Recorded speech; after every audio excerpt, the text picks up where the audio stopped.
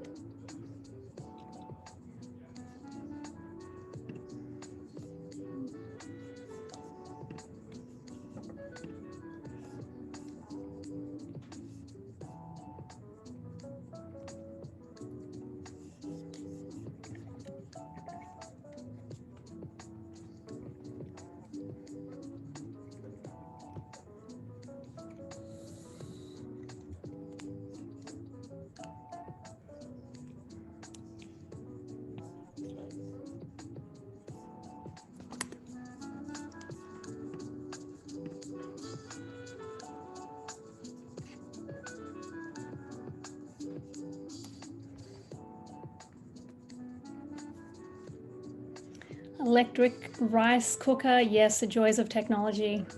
Pot on the stove. So I'm assuming these are plain rice or steamed rice. No herbs, flavors.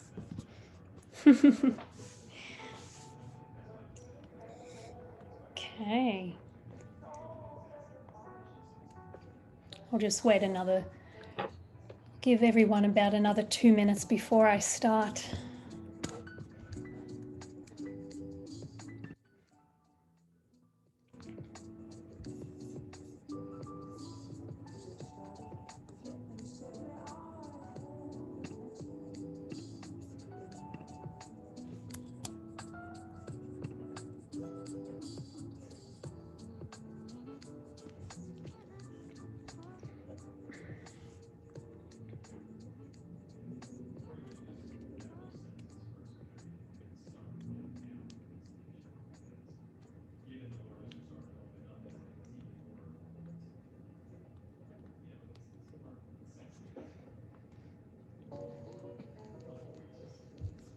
Wait a minute.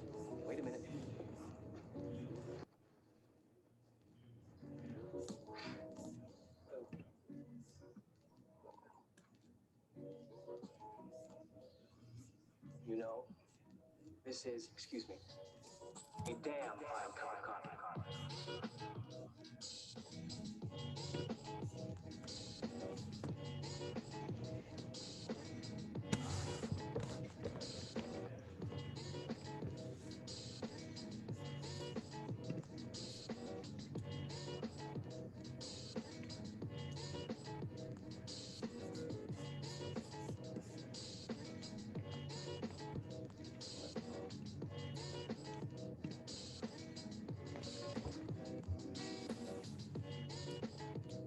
For those that are joining, welcome.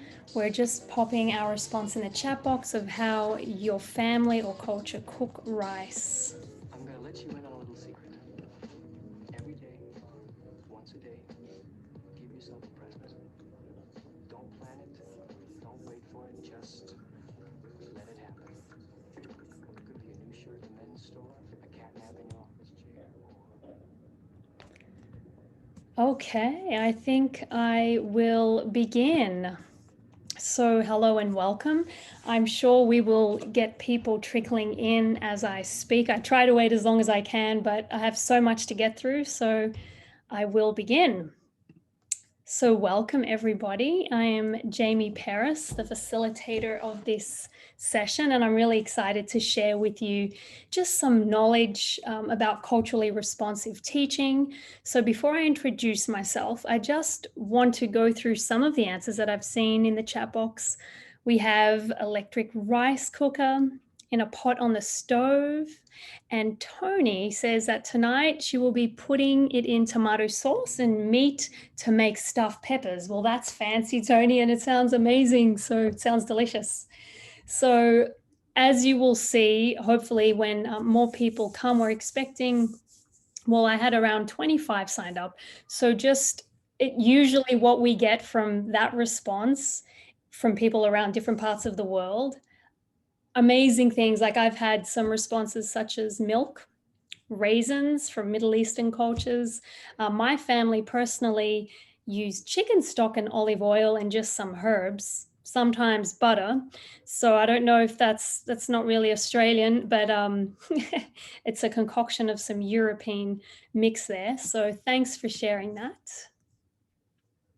And you will notice there is a little Bitmoji on the bottom, strategy. Look out for those throughout the session. It's kind of hidden, but not really. It's just to point out that these are strategies that I'm infusing into the lesson, into the session.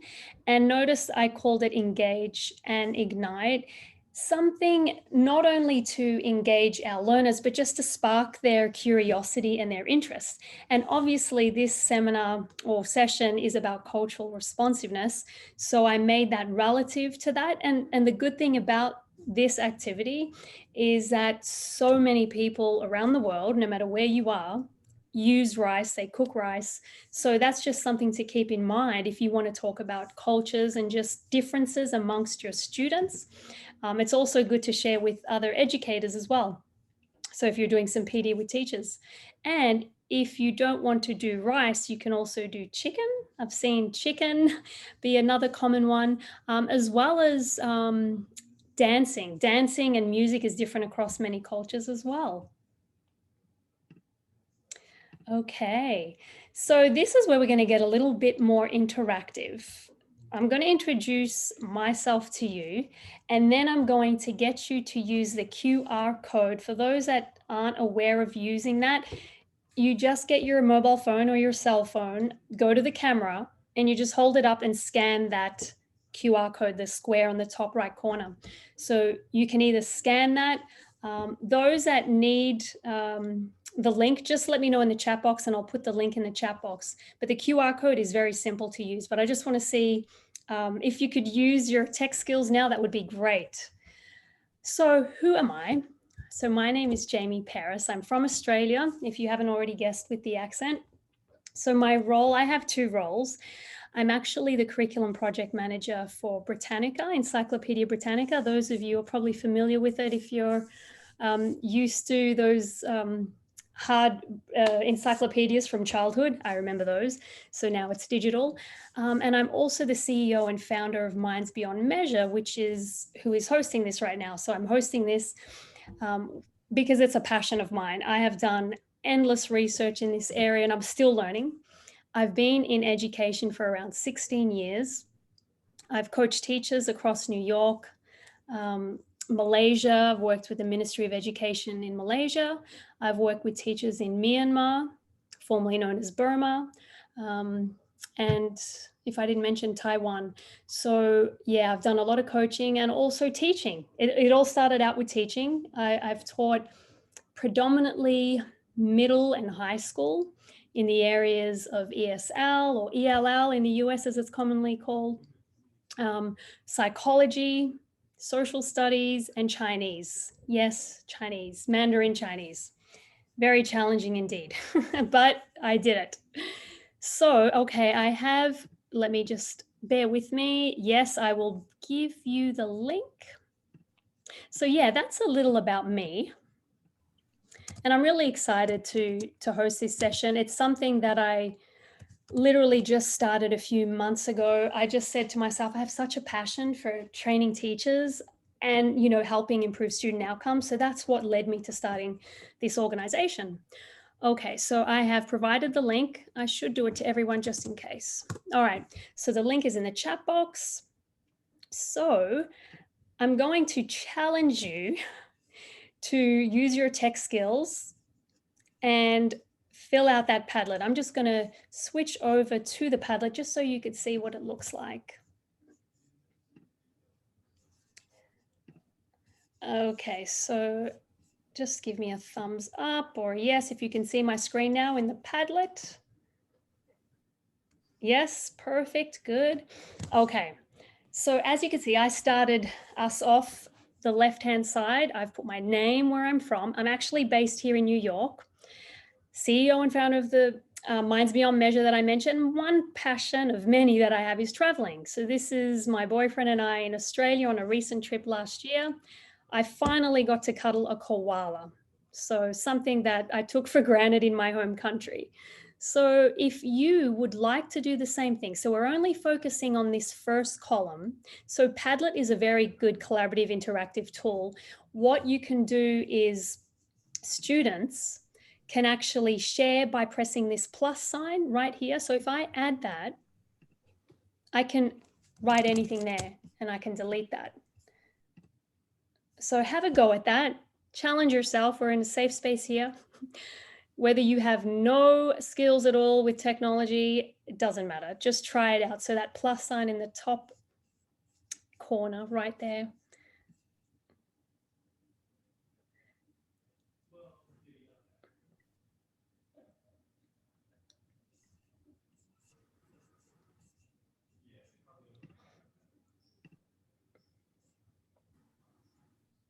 If you're having problems, just type in the chat box, let me know, and I'll try to assist you. This tool is something that students really love. Same with teachers. I've come across many teachers that use this and love it because it's a really great space for students to see each other's perspectives and comments and learn about each other as well, which is all part of the culturally responsive practice that we're trying to infuse. Let me refresh this just in case people have been adding comments. No, I'm not seeing any comments. I'm not sure if we're having problems or we're shy, which is fine. There's no pressure. Oh, you don't see the plus sign. Do you see on my screen where I'm circling with the mouse? Yep. So if you just press that and you can delete right here. Let me try just...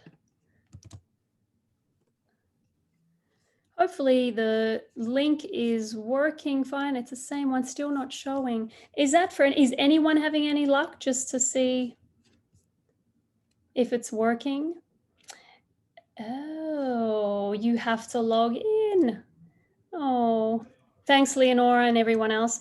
Okay, really sorry about that. Usually, see this share here that I'm sharing. Usually you can copy the link right there.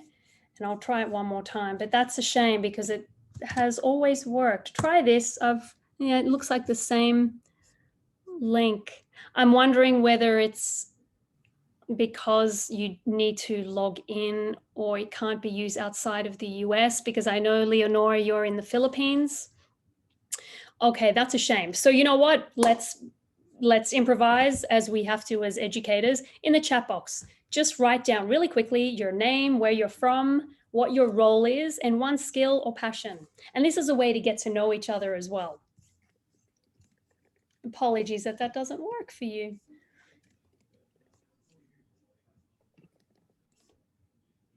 So let's see what we have in the chat box. I look forward to reading where everybody's from. Lisa is in the US. Thank you, Lisa. Yes, I'm sure it's the account situation.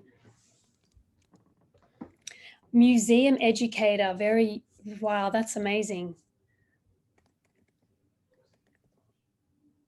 Toronto, Canada, grade 6. Netflix, yes, I need to stop watching Netflix. See, learning, reading.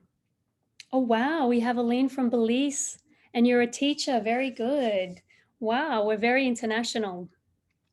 Teaching is also my passion, Leonora, and welcome again. I know you joined me last week. Being outdoors, yes, definitely. I was just at the beach in Connecticut, so it was a good getaway, especially for those working purely remote. So thank you for sharing. So one thing, and let's improvise, if you cannot use Padlet, I recommend you do. It's free for educators. It's so easy. When I say easy, I mean super easy. It took me like 5 minutes to set up.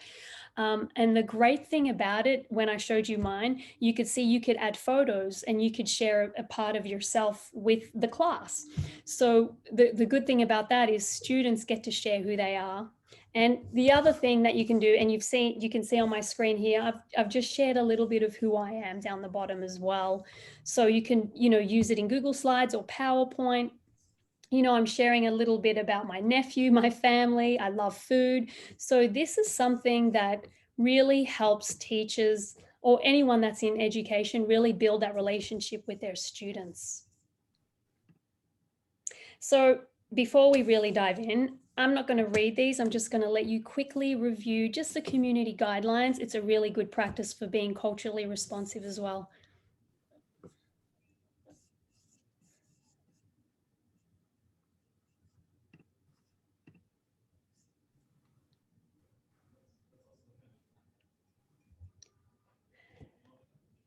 So as you could see, the guidelines it's all about being inclusive and being culturally appropriate and accepting where everybody's at. We all come with different experiences, perspectives, ideas, but we're all here to learn, no matter what level we're at, and we're here to have fun as well as to grow and develop. And thank you. We also have someone from Australia living in Singapore, teaching IB physics and science. Her passion is running. And we also have someone from Ontario, Canada. I love Canada, transitioning to a teacher. So excellent. Okay, so let's dive in. I'm hoping this works. See, that's the joy of having multiple strategies. So this is another strategy and a culturally responsive practice. It is supposed to be a way that we can measure where our students are at. So what I'm going to do, I'm going to pop this in. Hopefully it works. Please let me know that it works. I'm going to pop it in the chat box. Give me 1 second. And I want you to tell me that it works okay. I tested it on my end, so it should be good to go, but let's have a look. Okay, there it is. It's coming now. Okay, so it's in the chat box. So what I want you to do, you don't have to write your name just to protect privacy and, just so you don't feel obliged. You can click on that with your mouse, hold the mouse down and drag it to whichever you feel is appropriate to match your mood. So hopefully that works for you all. Great, I could see some people joining. That's a good thing.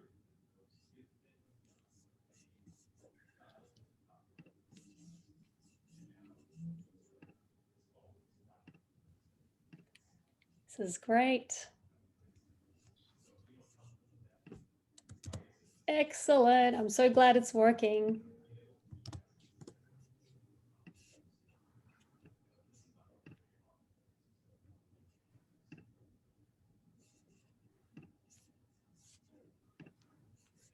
Excellent. This is great. Okay, so as you could see, yeah, it's a little hard for some like to get used to if you haven't used it before. So this is Jamboard, another free tool. Love this. So I've seen teachers use this with their students just to do a check-in with where they're at, like socially, emotionally.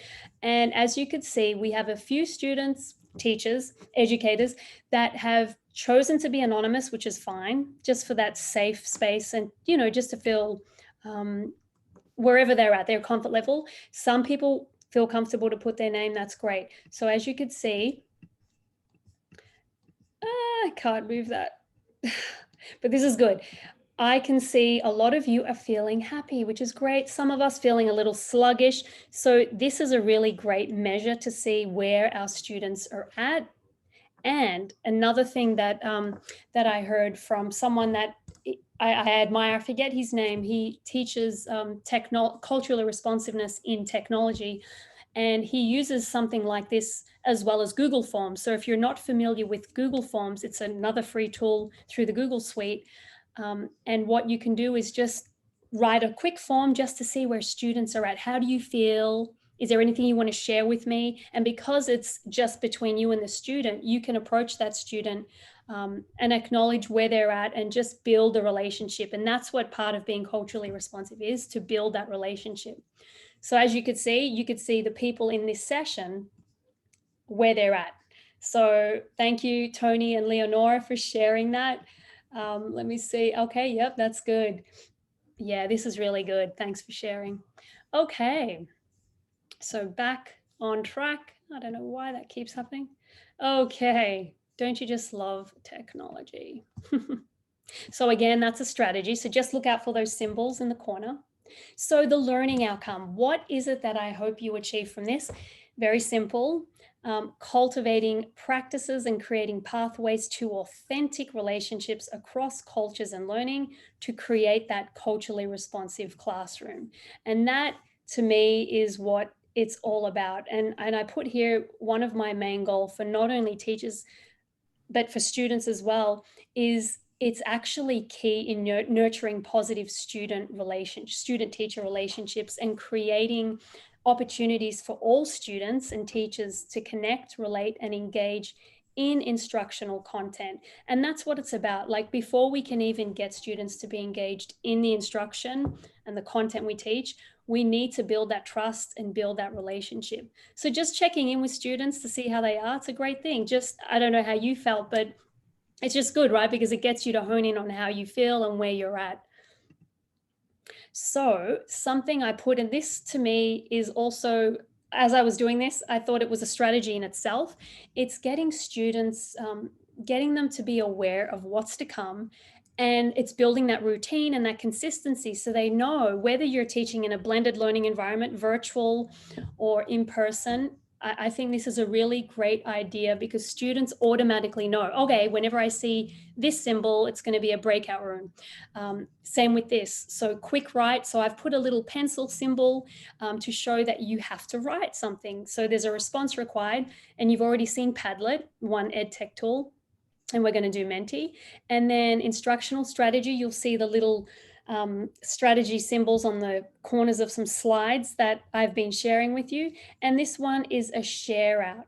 And I just thought I'd put Happy St. Paddy's Day for those that celebrate St. Patrick's Day.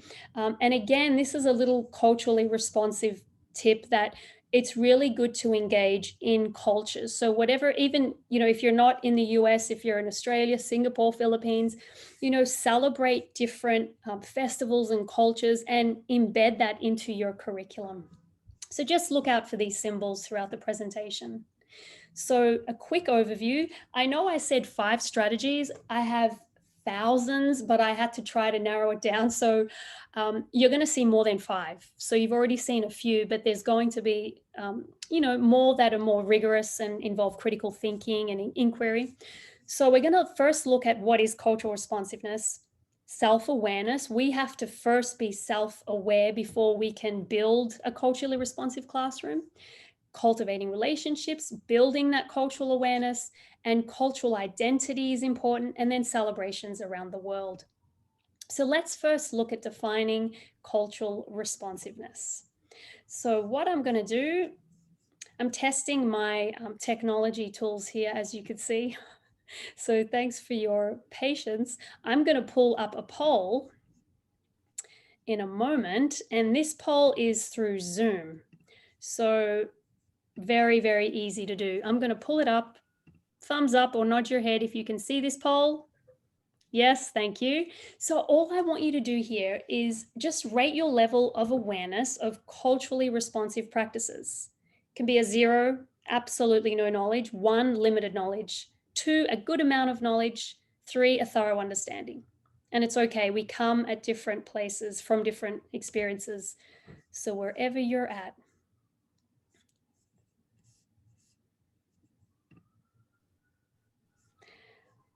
Okay, I'm going to share the responses soon, probably in another 10 seconds. Okay. I'm going to share the results now. Let's see. Hopefully. Can you see the results? Because I'm not sure if it's showing. You can? Excellent. So we can see we have, wow, I'm impressed. We have a lot of twos, a good amount of knowledge, some threes, that's great, and some with one, still completely fine. So this has like a double purpose here. It's for me to get to understand where everybody's at, to help build that that knowledge, building from the prior knowledge. It's also a good way for you to use as educators something like this through Zoom. It's free and very easy to do, and you can see where your students are at. So within what, 10-15 seconds, I was able to gain um, gain my own knowledge and understanding of where my participants are at. So really, really good strategy as well. So that's exciting. So thank you. I'm glad all of you are somewhere on the spectrum so we can all learn from each other. Okay, so firstly, what is culture? And I'm not going to read that, but as you could see, Merriam-Webster talks about the beliefs of social forms. It involves things like race, religious group, social group, shared values, goals. And as you could see here to the right, there's a whole bunch. But Zaretta Hammond, shout out to Zaretta Hammond. This book is phenomenal if you really want to read more about cultural responsiveness. She talks about the brain and learning and how to be culturally responsive. She uses the analogy of a tree. And the reason why I included that is because she looks at three different levels. So she looks at, firstly, the shallow level, or sorry, the surface level. And the surface level is looking at things like food, dress, clothing. So you could see in the diagram, right? I have some of those things there. Then the second one is the shallow level. So it's rules around everyday social interactions. So it could be things like mannerisms. And the third level that she talks about in the book is a deep level. So that's where we're looking at the core beliefs, values, and unconscious assumptions. So we're really trying to focus with our students in a culturally responsive way, the roots. We want to understand the roots to a student. So that means their group values. It means looking at their beliefs, where they come from, and that's how we build trust. And Zaretta Hammond and some other people like Geneva Gay are two people that they're literal gurus in this field. So I really recommend that you read up on them. They are academics in this field and talk about trust being the number one thing to really building that cultural responsiveness with your students. I could go on forever about this, but I've got to keep going. So let's try this. Your phone. This is going to work. I'm positive this is going to work because this one has a website. So you could see I put in the corner menti.com and you can enter the code. You don't need an account. I want you to scan the code or enter that code and write down your response in the word cloud of what you think of when you hear culturally responsive.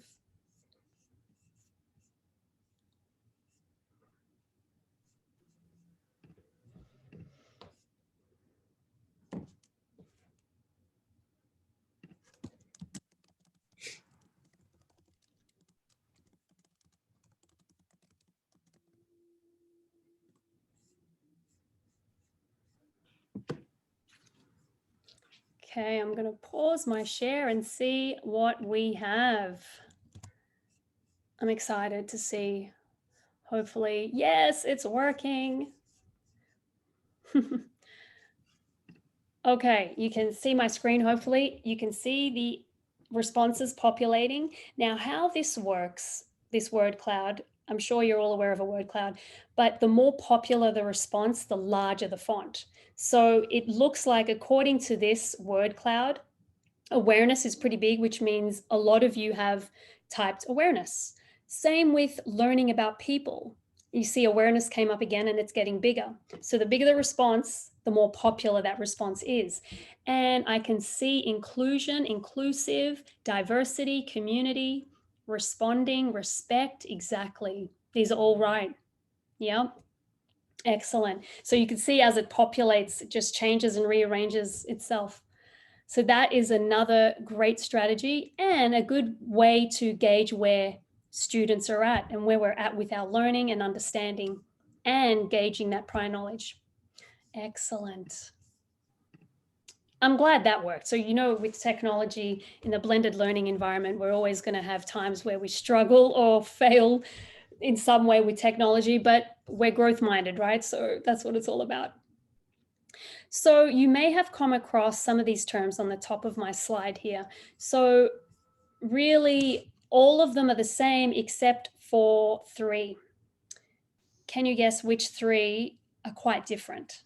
There are 3 in this top that I've deliberately put there to see which ones are different. I'll give you a clue. The culturally responsive, all the same.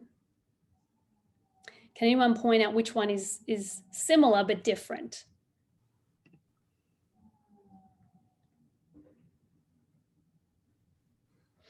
Okay, that's okay.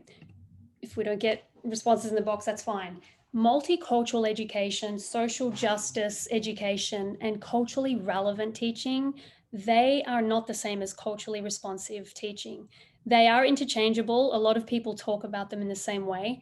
Again, Zaretta Hammond, she mentions a social justice, multicultural education, and culturally responsive pedagogy as 3 distinctly different things. So again, I encourage you to look that up. I don't have time to talk about that today. That's a whole nother thing. But really, the core of cultural responsive pedagogy is looking at rigor and looking at critical thinking and bringing dependent learners into independent learners and building that trust with them, and sharing their perspectives and their experiences with one another and helping everybody embrace each other's cultures and where they're from. Hello for those that are joining us still. We've got some newbies from Australia, so thank you. So yes, so continuing on, the New York Department of Education's definition, it's a very big thing here in New York. They've called it culturally responsive sustaining education. So as you could see there, they're focusing on these things here, and they are regarded as assets for teaching and learning. So with all the research that I've done, I've come up with my own of what I thought was pertinent to this topic. So I have to say, I cannot emphasize enough, it's not a strategy, it's not a program or a lesson. It's a research-based instructional practice and an approach that helps students make meaningful connections between what they learn in school and their cultures, languages, and life experiences. And it is a rich, intentional approach woven into every aspect of your teaching. So it sounds like a lot, but we've already started doing it just as we have in this session.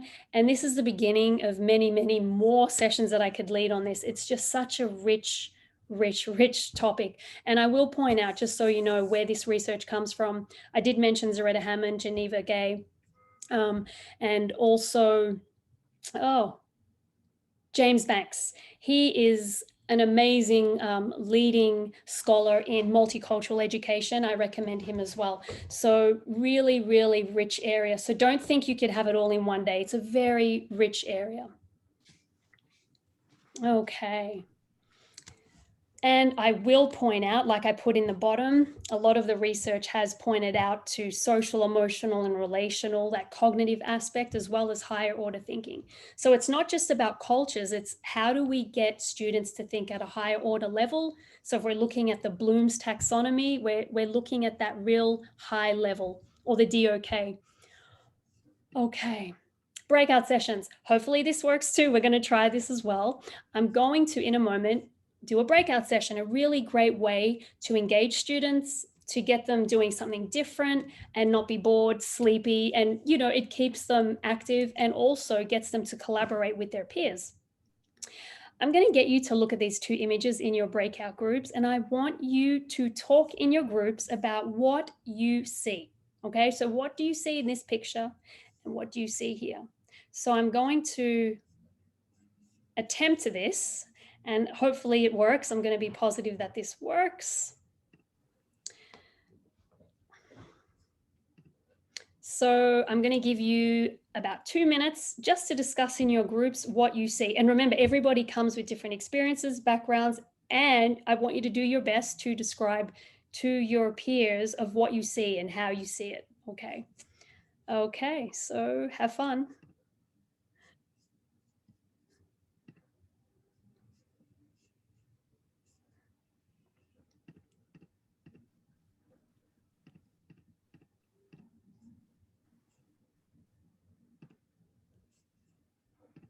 Mm-hmm.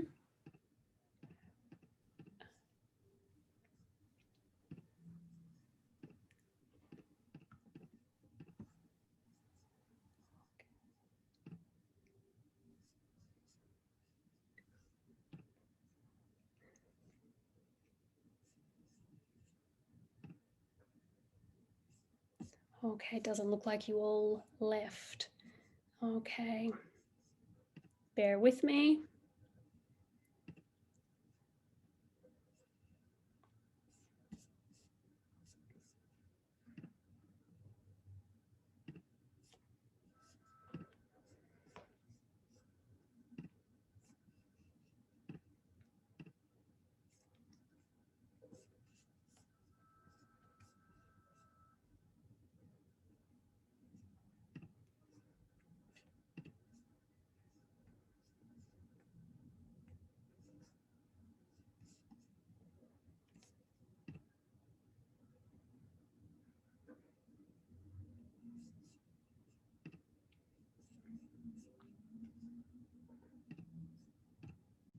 It's you got married or something, and so I didn't know, and so I was like, oh, maybe that's the same Starla, and I thought that's so hilarious. No. So we were saying we think you set us up. Hi, ladies. I just realized you probably can't see the image. Is that right? No No. image. But we saw it from before.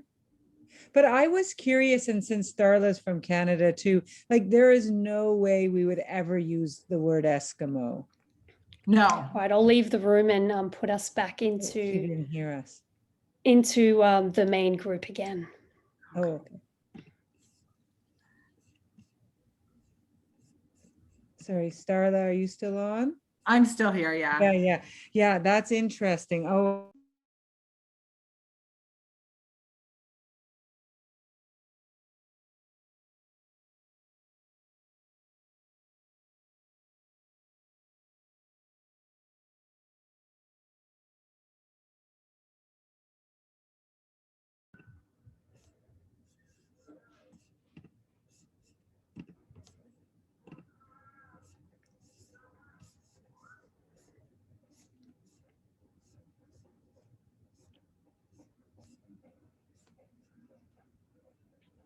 Hi, everyone. It looks like the image wouldn't go through, I'm guessing. So please feel free to share if you're confident enough, no pressure, to share what you see in this left image. Does anyone want to share what they see?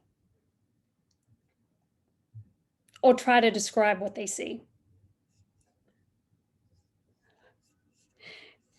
I see some of us wanting to talk.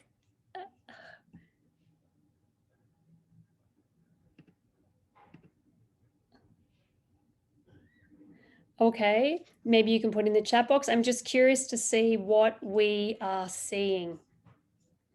I always get different answers from people all the time.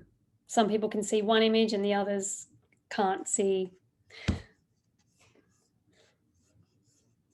Okay, so no brave people want to share?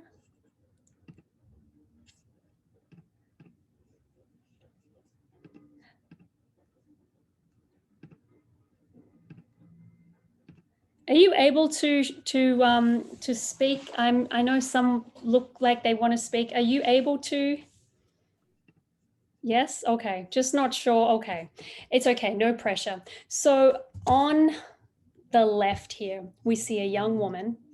This is the jawline. If you follow my cursor, that's her little eyelash, her nose, and that's her hair, feather in the hair, and some big hairpiece right there, and a shawl. And this is her necklace. Now, the older woman, this is going to be a little difficult to explain, but this is an older woman looking this way. So she's facing us, but we can see her side profile. This is her nose, her protruding chin right there, her eye, and this is her hair, black hair. So in the chat box, can you see that? Can anyone, or is anyone struggling to see one more than the other? It's called My Wife and My Mother-in-Law for a reason, because usually people see one and not the other, or they eventually see it. So I'm just curious to see what your first thoughts were, what you could see first. I'll just look in the chat box. A girl looking down, but an old lady with a shawl. Yes, great. I'm glad some of us can see both. And yes, Tony, thank you for pointing that out. I use the word Inuit. Eskimo is what this was called back whenever they created this. And I'm glad you pointed that out, because that's something that I like to point out to teachers, is that we have to be very mindful of the wording that we use, especially for those that might not be exposed to certain ethnicities or cultures. So that's why I put this in parentheses. So this is something that I didn't do, and I don't personally like. So yes, so thank you for pointing that out. We really do need to be mindful of the words we use and be protective of that for the cultures, and just do a bit of digging to know, should we use the word Native American or Indigenous, so just really being sensitive to that. So I'm glad some of you can see both, and a lot of people have told me they can see the young woman, and guess what? I'm not saying this has happened all the time, but a lot of the time I have seen that the younger people, especially students I used to teach, the younger students, they recognize this, they could not see the older person. So it was just interesting to see the difference in perspectives. And the same with older crowd, like when I was dealing with an older crowd, they could see that, but not the young woman, and vice versa. So the reason why I showed you this and both of these is, and I'm not going to have time to show you this, but this is the Inuit right here looking in. He's got his hand there, and this is a Native American, and his face is looking on the side. So if we use this as an example to show that we all come from different backgrounds, geographical locations, classism I've put there, depending on the class we were raised in, our age, as I mentioned, also the geography and culture. Some people around the world might not be familiar with what this is or who this is, and the same with these responses here as well. So it's a really good engaging activity for students to talk about culture, differences, perspectives, and it may influence our perspective depending on where we come from. So self-awareness, very big one here. The reason why I've put this here is because before we can even reach our students in a culturally responsive way, we have to be aware of our own prejudices, our implicit biases. We have these and they are outside of our awareness. We all have them. And I highly recommend you do this. This is amazing. It's called Project Implicit. So you see on the top left corner here, it's a free test. Amazing. I've only provided like a quarter of what they have. So you could see they do tests on race, age, and so on. And what it does is it tests for your implicit biases. And I was shocked with my own biases that I had. I can just tell you this, I was just really shocked. And I said, wow, I wonder how much of my implicit biases that were left unknown for me, how much that influenced me in the workplace with my peers, but also when I was teaching. Was I subconscious or unconsciously aware of what I was saying and doing to my students?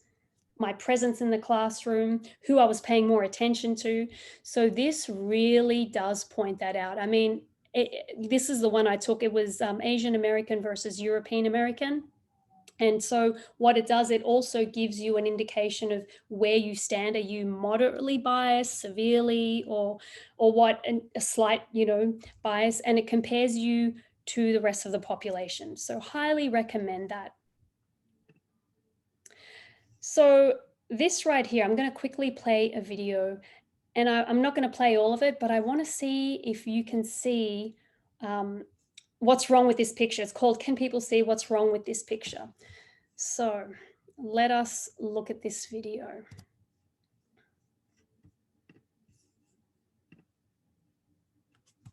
Release this pool safety poster in which they have a diverse group of kids displaying what are some good things and what are some not so good things to do at the pool. This poster received a huge amount of backlash on Twitter for being subtly racist. I will say for myself, when I first saw the poster, I immediately had an idea as to what the criticism was going to be about. With that, I decided to then play a little game with my coworkers called, Can You See What I See?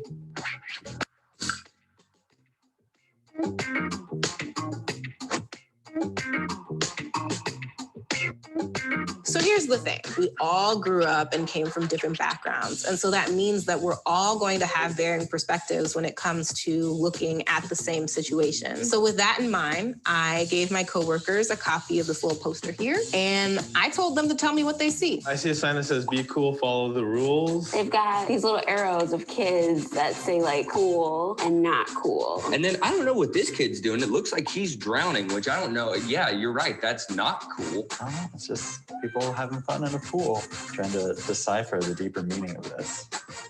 Why are all the not cool kids black? I don't even know what they're doing that isn't cool. Literally the only cool ones are this white female about to go on the diving board and another like white dad. Okay, so there is one not cool white dude who's drinking a beer. I think I need better directions of like what is not cool. Like this drawing is garbage, period. When I went to go look in the comment section of the article, there were a lot of people who not only couldn't see what I saw, but were refusing to see what I saw. I think people that don't see it as a problem are the people that are pouring it as cool. You know, they're like, oh.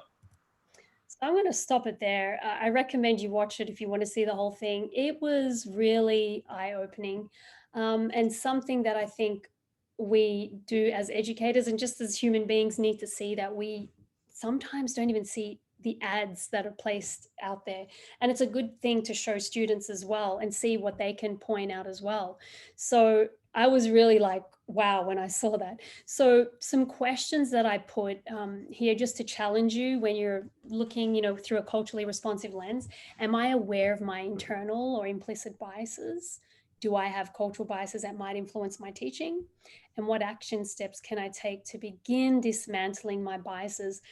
And I've put, you know, there are ways that we could take action steps, such as watching things, reading things. A really great article in the New York Times about learning with biased news media or biased readers, an experiment on trust. There's a lot of bias in media, and, you know, we need to teach children about media literacy. So that's another story, another, you know, session.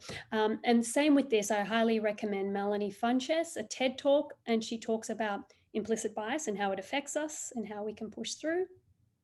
And pbslearningmedia.com, really good for media literacy, and they have some great resources there on bias.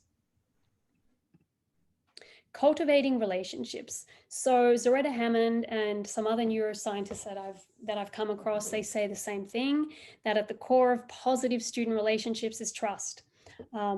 Neuroscience does tell us that when the brain feels safe and relaxed, we are connected to others, and that's where learning can really happen. So there's something in the brain that releases the happy chemical, you know, when you eat chocolate or when you feel good, that dopamine, and that actually helps better produce and facilitate learning.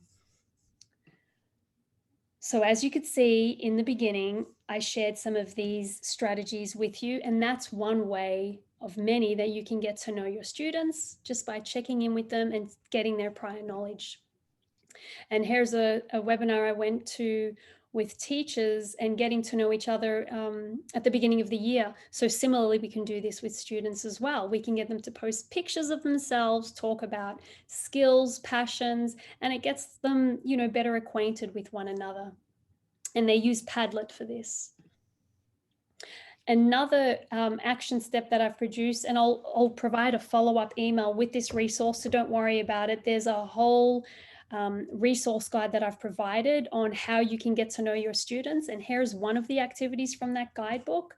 So I'll be sending you this. So this is social media. Students love social media, so they can create their own Facebook profile. And what this does, it helps you as the educator to identify your class population, their language abilities, their preferred learning styles, their identities. And so some questions that I've put here just to challenge you is, how well do I know each of my students and my classes? Do I know the differences between the, the class climate, the culture, the different learning styles?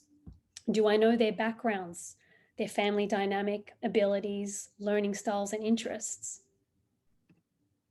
Building cultural awareness. So I want you just to look at this next video. What do you notice? And you might think of maybe some things that surprised you, and what does it make you wonder? And again, this is a strategy we could use to elicit students' thoughts and perspectives.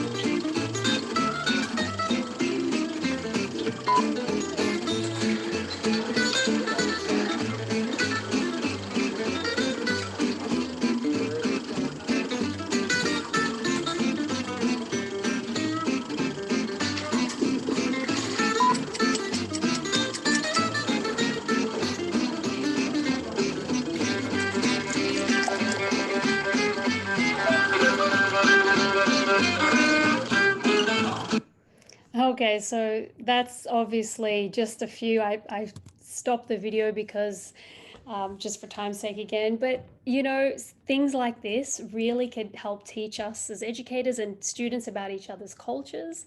And a lot of you can probably identify with some of them. When I was living in Malaysia, I didn't realize that eating with my left hand was a no-no, because that's what they use for cleaning purposes. So, I felt like, wow, I didn't even know that, how many times I was unaware of that and embarrassed myself. So you're supposed to save this hand for something else. Okay, so yeah, just learning those little things like that can just help us be more culturally aware.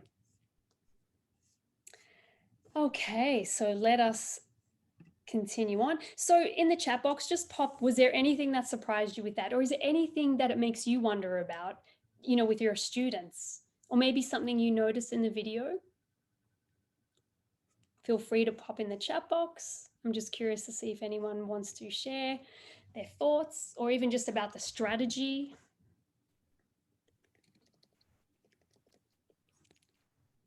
And I did put there as an optional question, you can ask, do you know any other cultures that share similarities with some of the cultures listed in the video? Maybe students can identify and say, oh yeah, in my country or my parents' country or in this country, this is what we do, or we do it this way. So it gets that conversation going, and it really just helps with cultural assimilation and just building that inclusiveness and acceptance and trust. And culture shock is something that I highly recommend talking about, especially for ESL learners or those that come from other countries.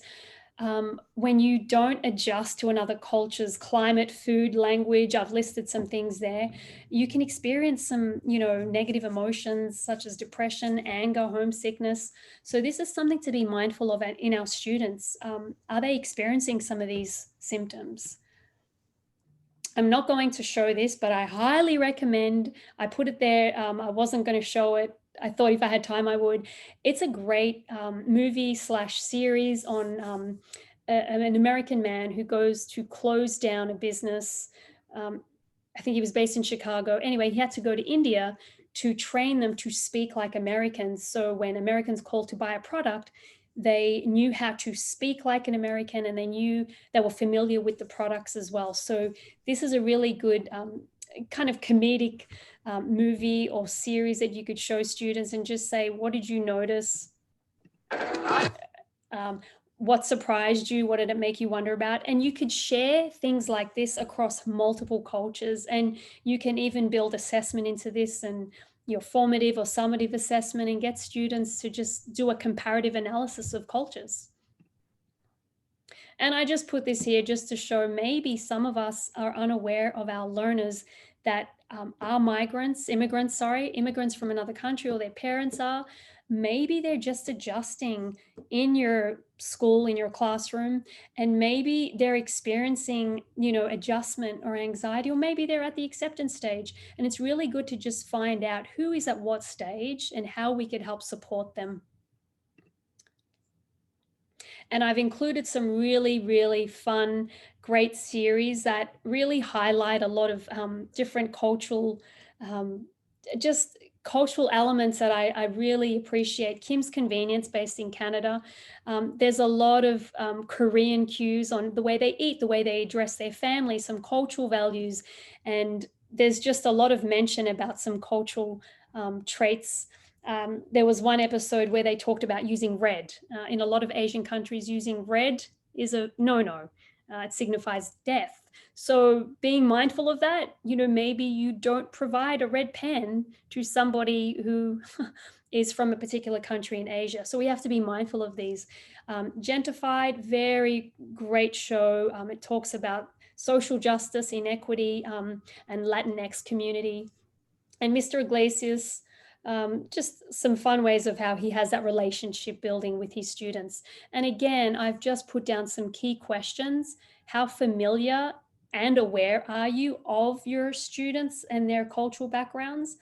And maybe think about what TV series or video clips or YouTube clips can you not only share with your students, but watch yourself to help better educate you to represent the cultures in your classroom, so you're more familiar with them. Cultural identity. So a cultural group. This is something that we can all identify with. There are Asian Americans, Native Americans, Hispanic and Latino Americans, Pacific Islanders, African Americans, and we're not going to do the activity today because that didn't work, but this is something just for you to be mindful of, knowing who your students identify with, but as well as yourself.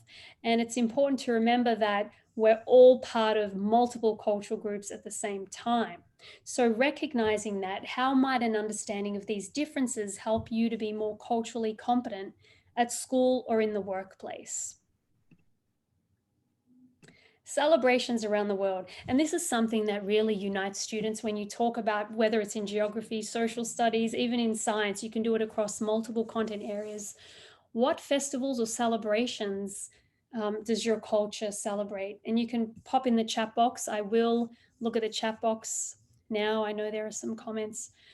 Something that is, what's the significance of the festival or the celebration? And it's so good because you can learn so much about a culture just by seeing how they do things.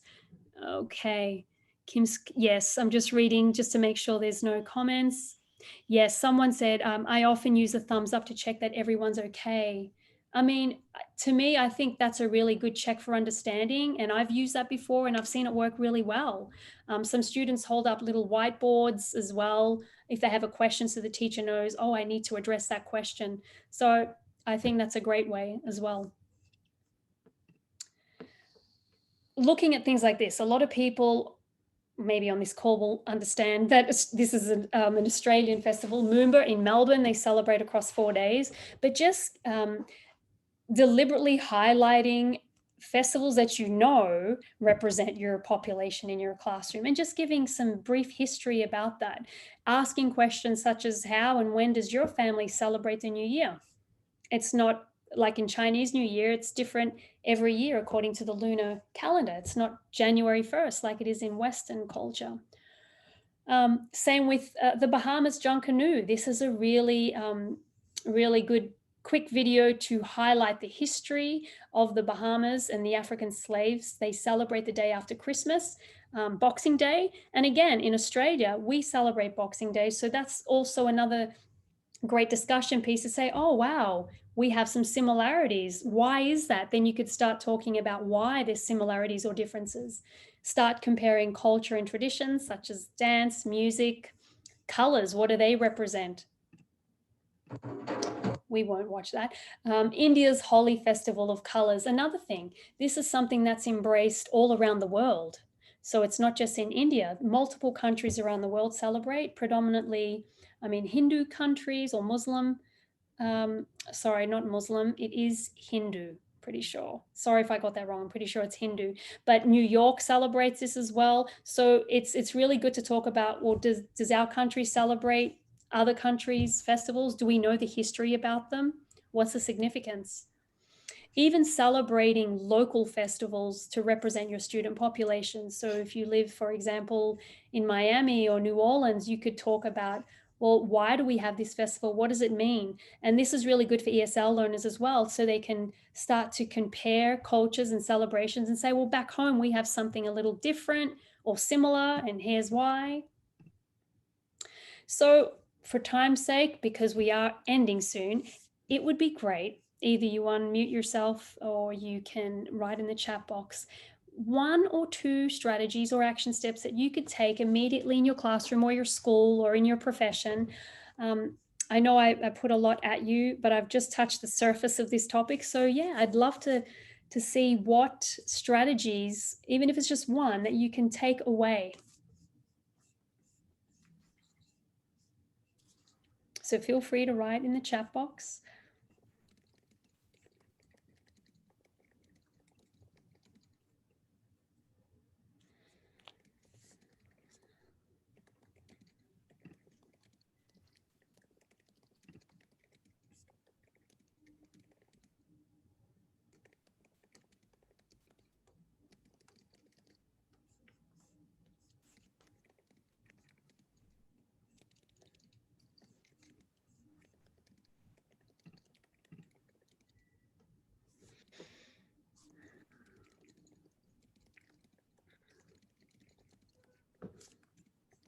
I'll just give you another few seconds if you wanted to share any strategies that you may want to use. Cooking rice, yes, that's a favorite of mine. Engaging students, the rice question again, yep.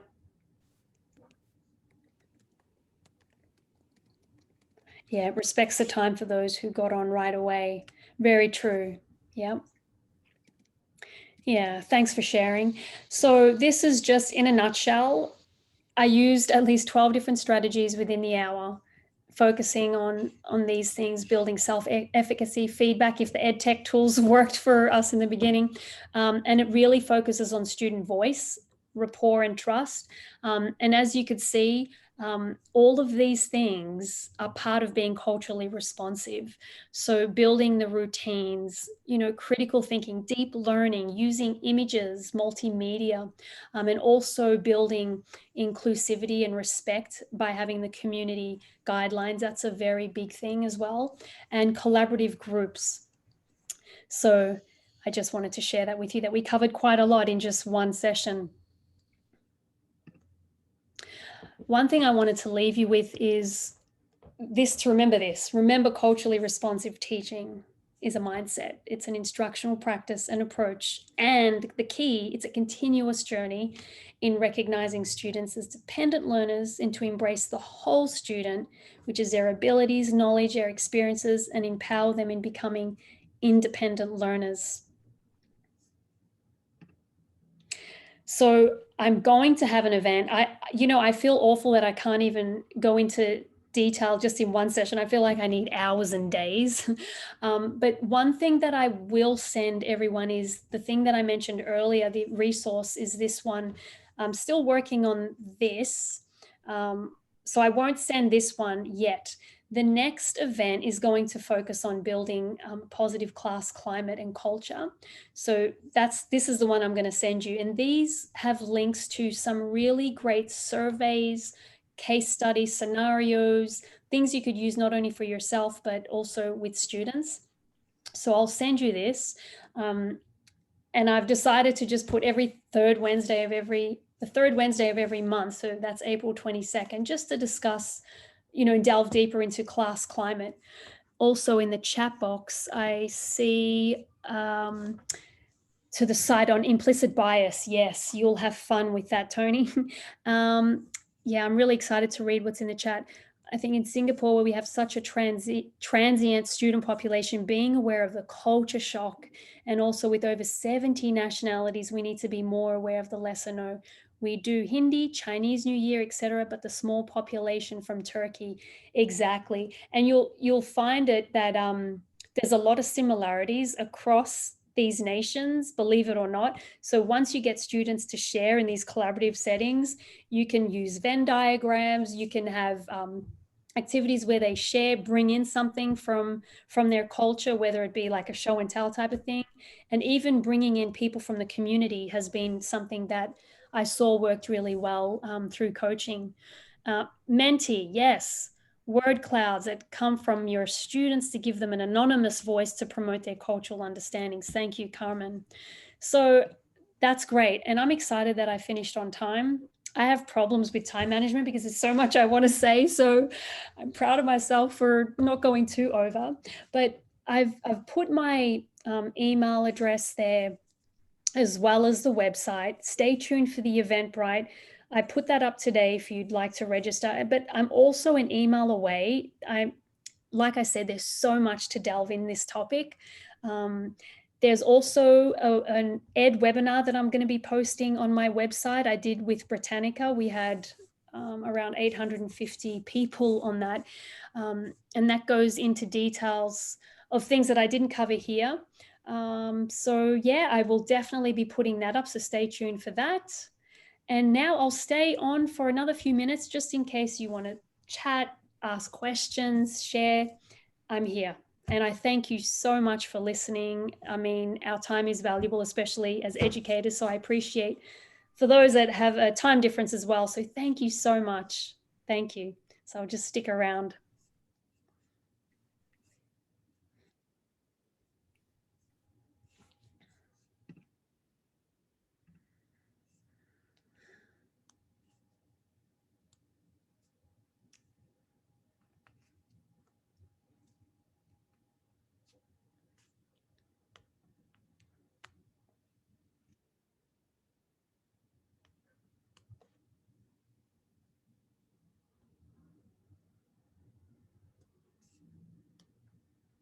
Okay, I'll be going off. Have a great evening, everyone.